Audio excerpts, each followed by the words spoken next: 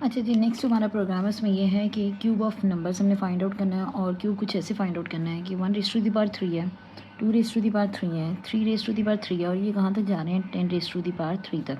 तो ये कैसे फिगर आउट करने हैं? हमने इन सब के क्यूब्स डिस्प्ले में देने हैं, यानी मैं पहले 1 का क्यूब लिखूँगी, फिर 2 का, फिर 3 का, और फिर सो ऑन सारी काउंटिंग का। अभी लिखना कैसे है? देखिए, हमने यूज़र से तो कुछ भी लेनी नहीं वैल्यू, क्योंकि हमें पता है 1 का से लेकर 10 तक इनमें क्या नेचुरल नंबर के क्यूब देने हैं, जो आपकी बुक का क्वेश्चन नंबर 6 है, पेज नंबर 269 पे। ठीक है, मैं उस क्वेश्चन को सॉल्व करूँ। आपने मेन फंक्शन स्टार्ट किया, कर्ली ब्रेसेस आ गई। सबसे पहले मैं एक वेरिएबल ले लूँगी इंट आई के नाम से। अब ये वेरिएबल क्या करेगा, अभी के लिए हमारी आइट्रेशन को कंट्रोल करेगा। ठीक है, आइट्रेशन को कंट्रोल करेगा। अब मैंने हर एक किसी का क्यूब लेके किसी जगह पे रखना होगा रिजल्ट के लिए। ठीक है, मैं आई के साथ एक और वेरिएबल ले लेती हूँ, जो मैं फॉर एग्जांपल रिज़ल्ट के नाम से ले लेती हूँ। ठीक है, या फिर मैं सीधा क्यूब के नाम से लेती हूँ। ठीक है, अब क्यूब के नाम से जब मैंने नंबर लेना है तो इसके अंदर मैंने देखिए तरीक़ेकार ही होगा। अभी तो मैं इस पर ये लगा देती हूँ स्टेटमेंट। ठीक है, जब मैं अपनी लूप स्टार्ट करती हूँ तो यहाँ पे मैं लिखूँगी फॉर लूप, जिसमें आई का स्टार्टिंग पॉइंट क्या होगा, ये मुझे पहले से पता है कि 1 होगा। आई का एंडिंग पॉइंट क्या है, लेस देन इक्वल टू 10, क्योंकि मुझे क्या करना है 1 से लेकर 10 तक की काउंटिंग दी हुई है, फॉर लूप होगी। आई का इंक्रीमेंट, ये मेरी फॉर लूप कंप्लीट होगी। कर्ली ब्रेस स्टार्ट की और यहाँ पे कर्ली ब्रेस एंड कर ली।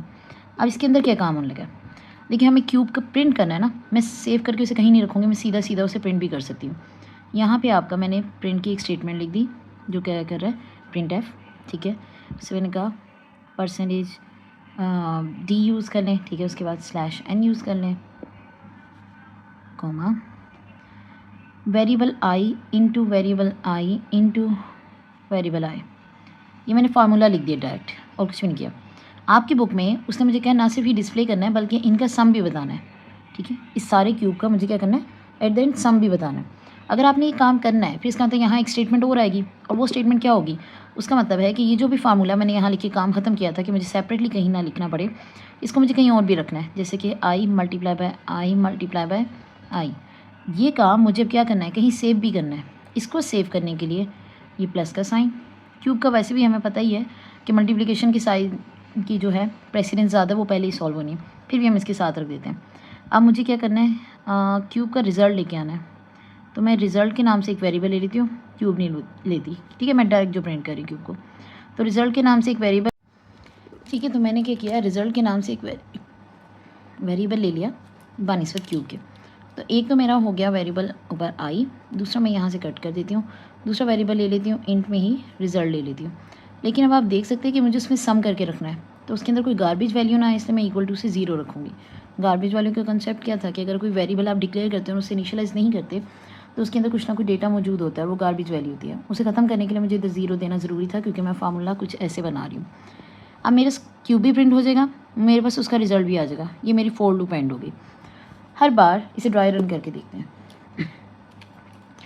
आई की वैल्यू 1 है, ये I 1 less than equal to 10, condition okay है, वो नीचे आएगा और प्रिंटिंग में जाएगा। ये मैं अपनी आउटपुट स्क्रीन बना रही हूँ। ठीक है, अब इस आउटपुट स्क्रीन में अगर देखें तो उसने क्या काम किया है, आपके यहाँ पे जब उसने आई को कंपैरिजन किया है, कंडीशन ओके थी, नीचे आएगा प्रिंट एफ की स्टेटमेंट को रन करेगा। आई में क्या पड़ा है 1, 1 इंटू 1 इंटू 1, आंसर क्या आ जाएगा 1। उसके बाद स्लैश एन है, ये नेक्स्ट लाइन पे चला जाएगा, कर्सर कहाँ चला जाएगा, नेक्स्ट लाइन पे। यहाँ पे आप नीचे आते हैं तो ये क्या कर रहा है, आई का क्यूब लेके उसे रिजल्ट में स्टोर कर रहा है। 1 प्लस करना है किस में, 0 में, रिजल्ट में पहले से 0 है, 1 प्लस किया 0 में, रिजल्ट में आंसर सेव हो गया 1।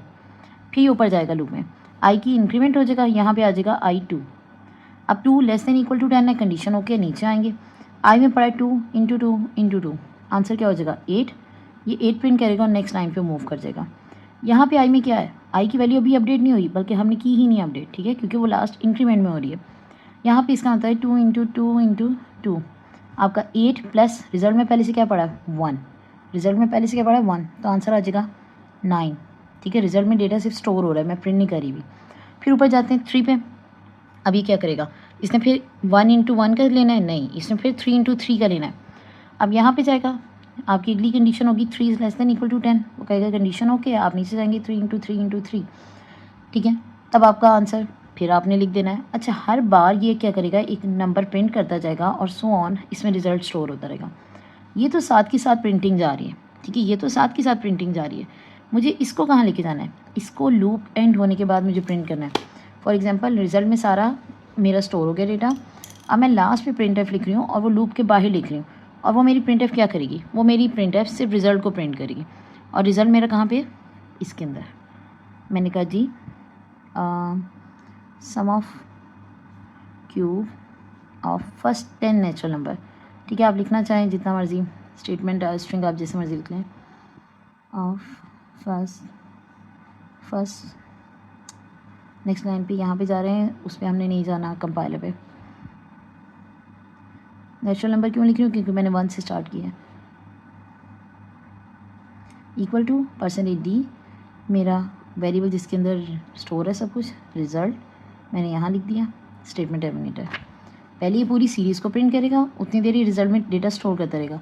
रिज़ल्ट में जो डेटा स्टोर हो गया फिर उसे क्या करेगा, यहाँ पे प्रिंटिंग पे दे देगा। बस ये इतना सा प्रोग्राम।